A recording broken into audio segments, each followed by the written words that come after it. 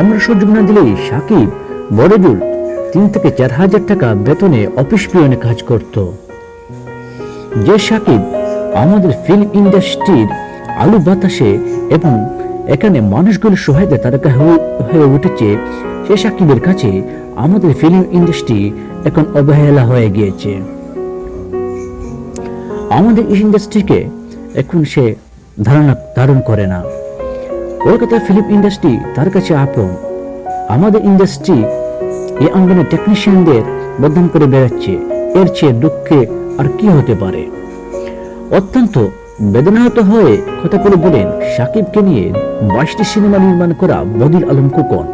মূলত এই খোকন সিনেমার মধ্যে আজকে তারকা সাকিবের উত্থান।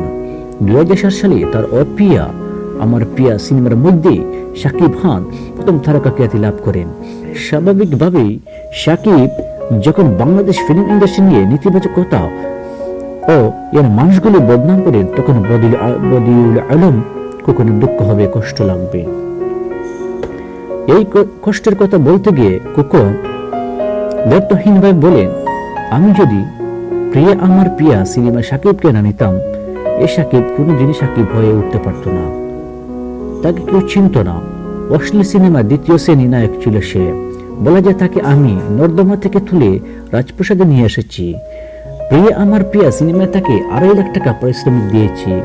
তারপরে পরের সিনেমায় তাকে 25 লাখ টাকা দিয়েছি। তাকে বেকারি থেকে রাজা বানিয়েছি। তিনি বলেন, সাকিবকে যদি ফিল্মে সুযোগ না দেওয়া হতো, সে যেখানে জন্মগ্রহণ করেছে সেখানে পড়ে থাকতো। বড়জোর 3 থেকে 4 হাজার টাকার বেতন অফিস সহকারে চাকরি পেত।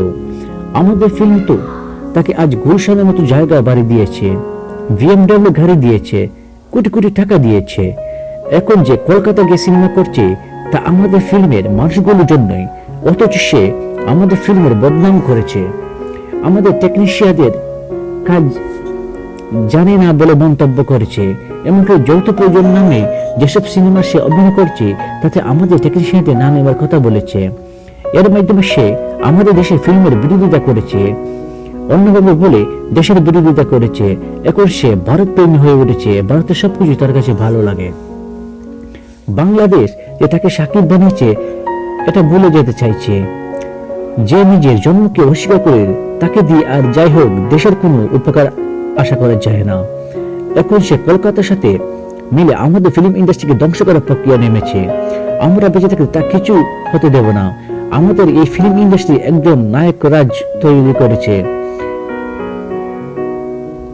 সুহেল রানা, ফারুক, জাফর ইকবাল, ওয়াসিম, আলমগীর, ববিতা, শাবানা, মান্না, সালমান শাহ, মৌসুমী, শাবনুর, পূর্ণিমা, পপিদের জন্ম দিয়েছে।